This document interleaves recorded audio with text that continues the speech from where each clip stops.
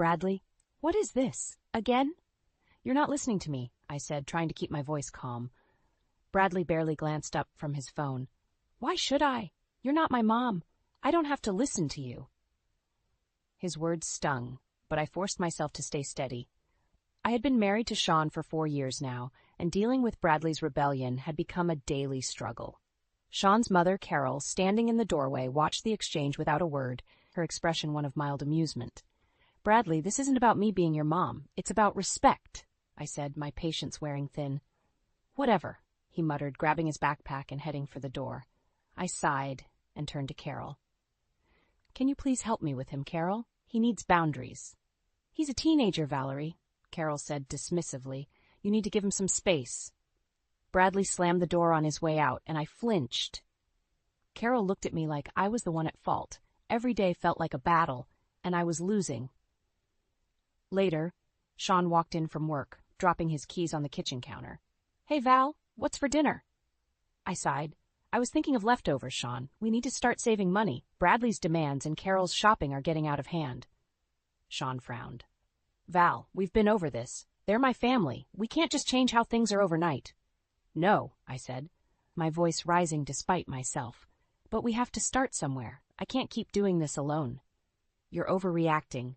Stop worrying so much. We'll manage, Sean said dismissively. I turned away, frustrated. I felt more like a maid than part of this family, juggling the household finances and trying to make ends meet. Even with my job, covering the endless expenses was impossible when no one else seemed to care. That evening, I found Carol reclining in the living room, surrounded by shopping bags. Did you go shopping again? I asked, unable to hide the irritation in my voice. Carol looked up, unbothered.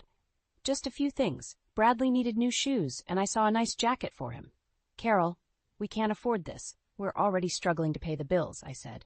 We'll be fine, Valerie. Don't be so dramatic, she replied. As I tried to argue, Sean stepped in. What's the problem now? We can't keep spending like this, Sean. It's not sustainable. He looked tired. You're always making a big deal out of everything. Just let it go. I felt a wave of anger and helplessness wash over me. How could they not see what was happening? The next morning, I tried speaking to Bradley again before he left for school. Bradley, we need to talk about your attitude and spending habits. Leave me alone, he said, pushing past me. The door slammed shut again. In the quiet of the house, I sat down, feeling the weight of it all pressing on me. If something didn't change soon, I would break. As I looked around the house, filled with things we didn't need and couldn't afford, a sinking realization set in. I was invisible here, and my words fell on deaf ears. I stood up and walked to the little home office where I kept the bills. It was time to stop talking and start doing something about this mess. The next morning, as I placed a plate of scrambled eggs in front of Bradley, he gave me a disdainful look. I'm not eating that, he said, pushing the plate away. It's perfectly good food, Bradley. We can't afford to be wasteful, I replied, trying to stay calm. I'm not eating leftovers, he snapped. Why can't we ever have something fresh?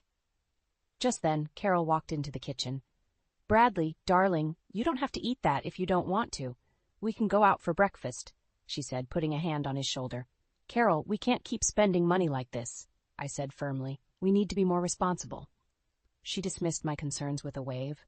You worry too much, Valerie. We'll be fine. Frustration bubbled up inside me. No, we won't be fine. We need to start cutting back now. Our financial situation is serious. Carol smirked. You're overreacting. Sean will take care of everything. He always does. I wanted to scream. Later, Sean walked in and I seized the moment. Sean, we need to talk about the spending. Carol and Bradley are not listening. This can't go on. Sean sighed, looking weary. Can we talk about this later, Val? It's too early for arguments. I grabbed a stack of bills from the counter. No, we need to talk now. Look at these. We're drowning and no one is helping. He glanced at the bills, then back at me. Val, you stress too much. We'll get through it. How, Sean? By ignoring the problem and hoping it goes away? We need to set limits, and it starts with Bradley and Carol. He rubbed his temples. I'm tired, Val. Just let it go for now. Fuming, I left the kitchen, feeling more isolated than ever. No one was listening. That evening, I tried to talk to Bradley again while he was playing video games. Bradley, can we talk? He didn't even pause the game. About what? How you're going to tell me to stop having fun? This isn't about fun, Bradley. It's about responsibility. We need to work together as a family. Whatever, Valerie, he said, eyes glued to the screen. Bradley, this is serious. We need to make changes. Your behavior affects everyone.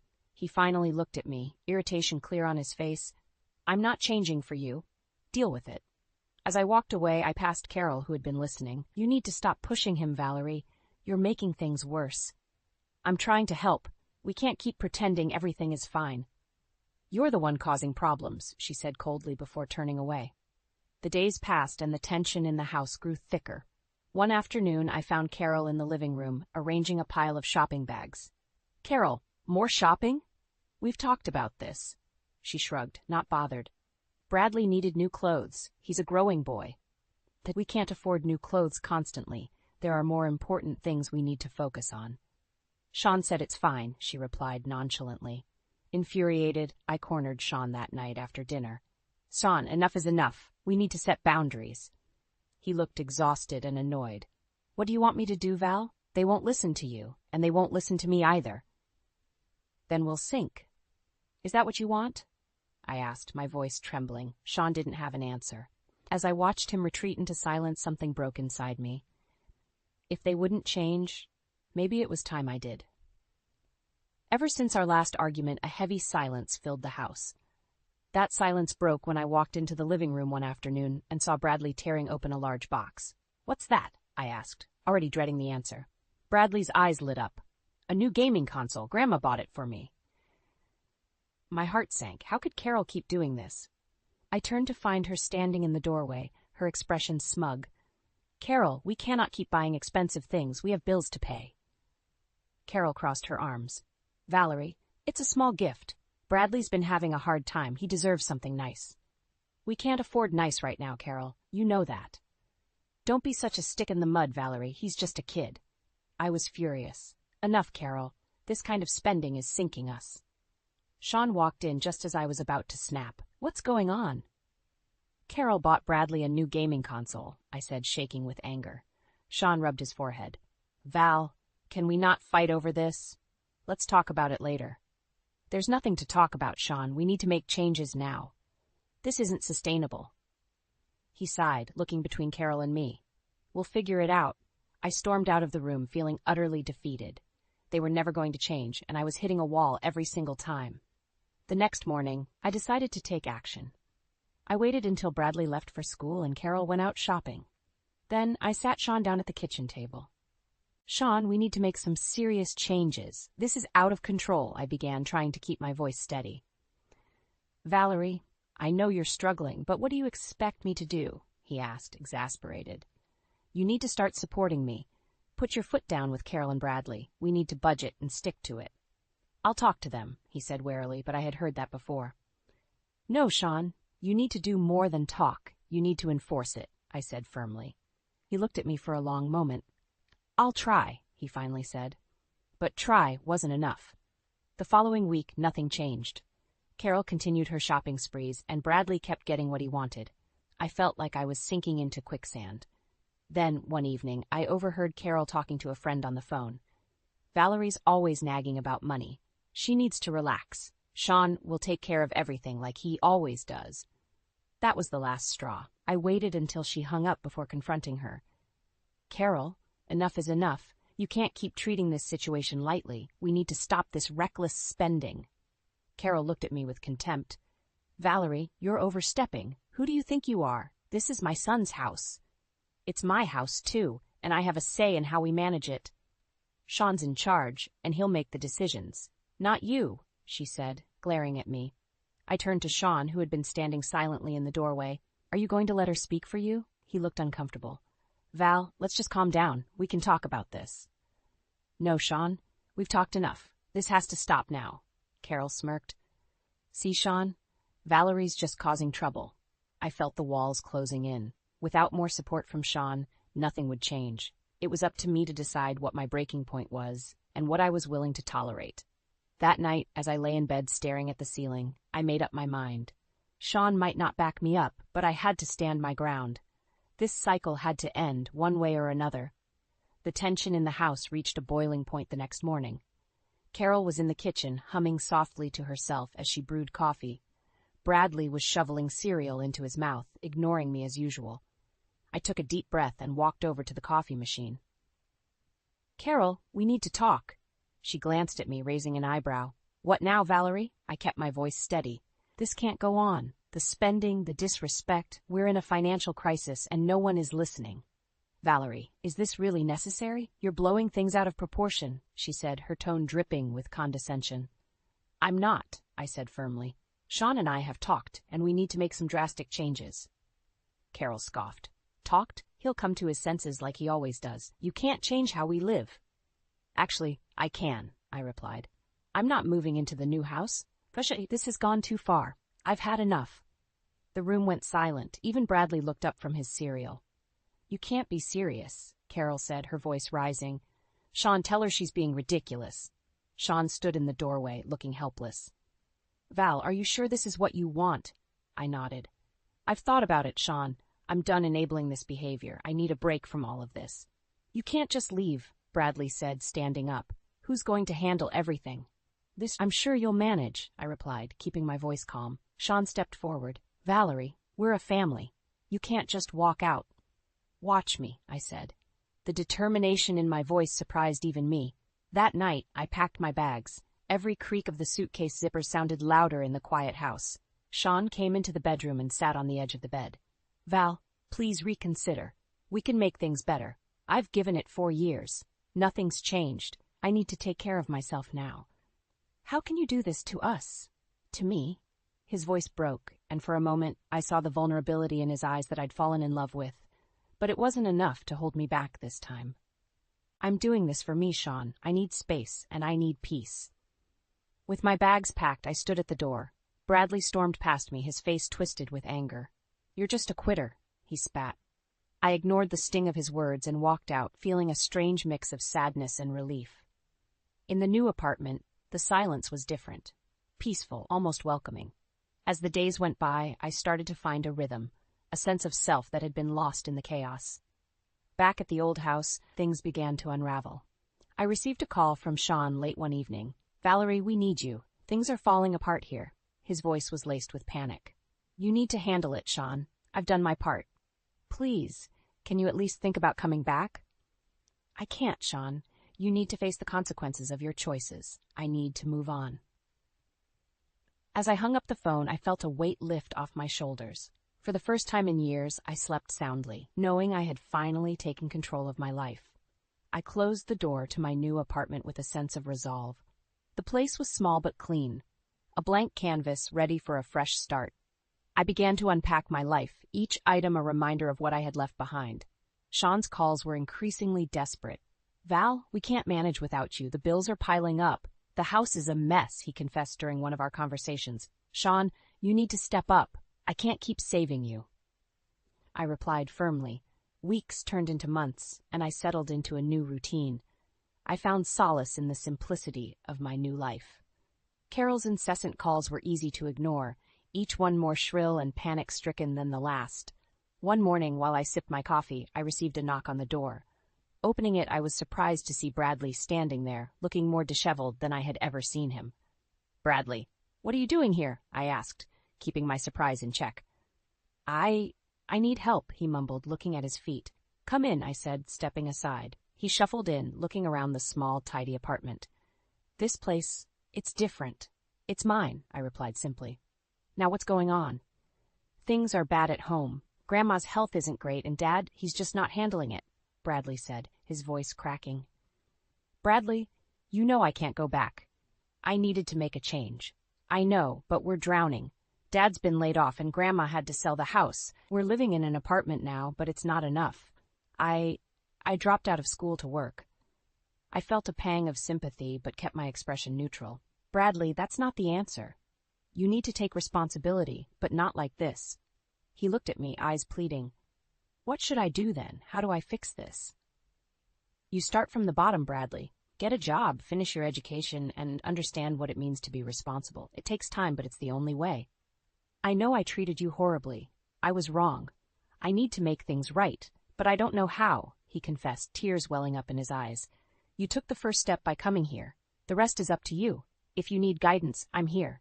But I won't solve your problems for you. Bradley nodded, wiping his eyes. Thanks, Valerie. I'll work on it. As he left, I felt a strange sense of closure. The boy who had once been my greatest source of frustration was now seeking my guidance.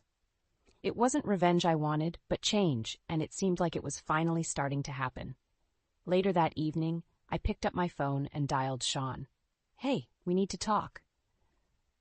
Val, I miss you. We need you. I need you. His voice was barely above a whisper. I can't come back, Sean, but I wanted to check in. How's Bradley? He's trying. He's working and planning to go back to school. I think your leaving was a wake-up call for all of us. I'm glad to hear that, but Sean, you need to learn to manage without me. I know, I'm learning, slowly, but I am. As I hung up, I felt a sense of accomplishment. My departure had forced change, real change. It wasn't instant, but it was happening. A small smile crept onto my face. The journey wasn't over, but for the first time I felt like I had made a real difference. As weeks turned into months, I heard less from Sean and more about their struggles through mutual friends. It seemed reality had finally caught up with them.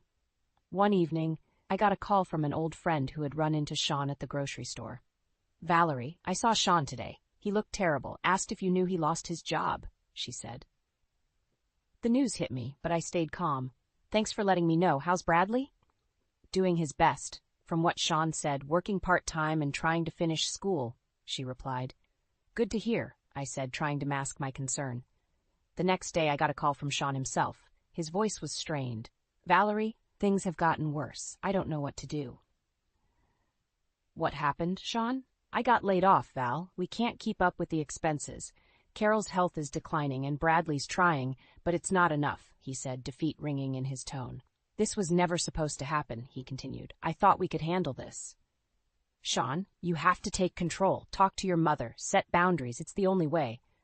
But she won't listen to me. She never did. She has to now, or you'll all suffer the consequences, I replied firmly. I'll try, he said, though he didn't sound convinced. Time passed and the storm continued to rage at their end. One evening I decided to take a walk. Fresh air always cleared my mind. As I passed by my old neighborhood, I saw Bradley working at the local car wash. He looked worn out but focused. Hey, Bradley, I called out. He looked up, surprised but pleased to see me. Valerie, hey. How's it going? I asked, genuinely curious. It's tough, he admitted, but I'm managing, trying to save up and finish high school. I'm proud of you for sticking it out, I said. Thank you, he replied, gratitude in his eyes. I realized I took a lot for granted. I should have listened to you sooner. It's never too late to change, I said. Keep working hard and things will get better. He nodded, determination etched on his face. I will. Walking back, I felt a strange mixture of emotions. I cared for them, but I also knew they needed this struggle to truly understand the value of responsibility. A few nights later, I received another call from Sean. This time, his tone was desperate. Val, Carol's health is really bad. We had to sell the house and move into a small apartment. It's all falling apart. I'm sorry to hear that, Sean. You two made choices that led to this, I said, trying to stay firm but compassionate. Can you help, Val? Please. I don't know what else to do, he pleaded. You need to face this, Sean. Learn from it. I see that now. I see how much we relied on you, but it's too late, he said softly. You can still turn things around. Focus on Bradley and make things right with him. I will. Thank you, Val. As we ended the call, I realized their downfall was the wake-up call they needed. It was painful to see them struggle, but necessary for true change. They had to experience the consequences of their actions to learn and grow. Despite the chaos, I felt a sense of hope. Perhaps this was the beginning of a new chapter for all of us, one filled with hard-earned lessons and the promise of a better future. I was in the middle of organizing my apartment when my phone rang. I almost didn't answer it, but the name on the screen caught my eye. Sean. Valerie, I hate to ask, but I really need your help, he said, voice strained. What happened now? I asked, bracing myself. We're being evicted. I don't know where else to turn. He admitted. I took a deep breath. Sean, you ignored my warnings for years. Why do you expect me to help now? Please, Val, I've realized how much you did for us. We can't manage without you. You chose to ignore me, Sean. You need to face the consequences. But what about Bradley? He needs stability, he pleaded. I closed my eyes, considering. Bradley is trying to make things right, but you have to lead by example, Sean. I'll do anything. Just help us get back on our feet, he said, desperation clear in his voice. I'll think about it, but understand this, Sean. I won't be your crutch anymore. We hung up, and I felt a mix of emotions. Part of me wanted to rush in and fix everything, but I knew that wouldn't help them in the long run. A week later, I got another call from Sean. Valerie, we've found a small place we can afford, but I need a loan for the deposit. Can you help? Sean, I'll lend you the money, but this is the last time. You have to make a plan and stick to it. I promise, Val. This time will be different. We arranged to meet at a cafe to finalize the loan. As I arrived, I saw Sean sitting at a corner table, looking more worn than I'd ever seen him. Thank you for coming, he said as I sat down. I'm doing this for Bradley, I replied. Sean nodded. I understand. We'll pay you back, I swear. I handed him the check. Make sure you do, and start taking responsibility. Bradley needs you to be strong. I know, I will. Thank you, Val, he said sincerely. As I left the cafe, I hoped this would be the turning point for them. Days passed, and I focused on my own life. One afternoon, I received a call from Bradley. Valerie, can we meet? I have something to show you. Curious, I agreed. We met at a small park. Bradley looked healthier, more focused. Look, he said, showing me a report card. I passed all my classes. I'm graduating next month. Bradley, that's wonderful. I'm so proud of you, I said, genuinely happy. Thanks, Valerie. I couldn't have done it without your guidance. You did the hard work, Bradley. Keep it up. As we sat and talked, I realized how much he had grown. He was maturing into a responsible young man. How's Sean? I asked. He's trying. He's working 2 jobs now and managing the finances better. Good to hear. Stay on track, both of you. We will, Valerie. We've learned a lot from this, he said. Walking back to my apartment, I felt a sense of closure. They were finally learning from their mistakes, and I had played my part. A few weeks later, I got another call from Sean. Val, I wanted you to know we've paid the first month's rent on time. Things are looking up. I'm glad to hear that, Sean. Keep it up. I will. Thank you for everything. As the call ended, I felt a sense of peace. My decision to leave had been the catalyst for real change. While they still had a long way to go, they were finally on the right path. For the first time in years, I felt like I could breathe easy, knowing I had made the right choices for myself and, indirectly, for them as well. A few months passed, and life carried on without much contact from Sean and Bradley. One day, while returning from the grocery store, my phone buzzed with a message from Bradley. Valerie, can you meet me at the park? Need to talk. I agreed, curious and maybe a little concerned. When I arrived, I found Bradley sitting alone on a bench, a somber look on his face. What's going on? I asked, taking a seat beside him. It's Grandma. She's not doing well. We had to sell her part of the house to pay for medical bills, he confessed, eyes downcast. I'm sorry to hear that, Bradley, I said sincerely. It's been really tough. Dad's trying, but he's stretched so thin. We're just surviving day by day. I placed a comforting hand on his shoulder. You've come a long way, Bradley. Don't lose hope. I know. It's just hard seeing everything fall apart. His voice broke. You've got to stay strong for yourself and for your dad. Thanks, Valerie. It means a lot to hear you say that. I'm always here if you need to talk, I reassured him. On my way home, I thought about Carol. She had never shown me kindness, but seeing her suffer now didn't bring me joy either. This was karma playing out in real life, teaching its harsh lessons. A week later, Sean called me. His voice was weary. Val, it's Carol. She's bedridden now, and we have to move her to a care facility. We can't handle her medical needs. I'm sorry to hear that, I replied, trying to balance empathy with my own emotional distance. Any advice on what we can do? Look into community resources. There are programs that can help you manage financially and medically. I will. Thanks, Val. I appreciate it, he said, his voice sincere. A month later, as I was strolling through town, I ran into an old neighbor who told me Carol had moved into a small apartment near the care facility. The news left me feeling a strange mix of vindication and pity. One rainy afternoon, I stopped by the local diner for a coffee. As I entered, I saw Bradley cleaning tables. He looked up and smiled when he saw me. Valerie, hey. Hey, Bradley. How's it going? Better. Dad got a more stable job, and I'm working here part-time while finishing high school. I'm glad to hear that. Keep working hard. I will. Thanks for everything, Val, he said earnestly. As I left the diner, I bumped into Sean. He looked older, more worn, but there was a glimmer of hope in his eyes. Valerie, he said, his tone softer than I remembered. Sean, I replied, keeping my emotions in check. I wanted to thank you. Your leaving made us wake up. We're still struggling, but at least we're trying now. I'm glad to hear that. You know, Sean, it's never too late to change. He nodded. We're learning that the hard way. As we stood there, the rain pouring around us, I felt the closure I had longed for finally settling in. The Turner family had learned their lessons through the trials they'd faced, and while it had been a difficult journey, it was clear they were on a path to redemption. Take care, Sean, I said, turning to leave. You too, Val, he replied, his voice carrying a sense of genuine appreciation. Walking away, I felt lighter. The drama and chaos that once filled my life had dissipated, leaving room for new beginnings. Bradley's growth, Sean's newfound responsibility, and even Carol's change of circumstances were all part of the greater tapestry of life's lessons learned.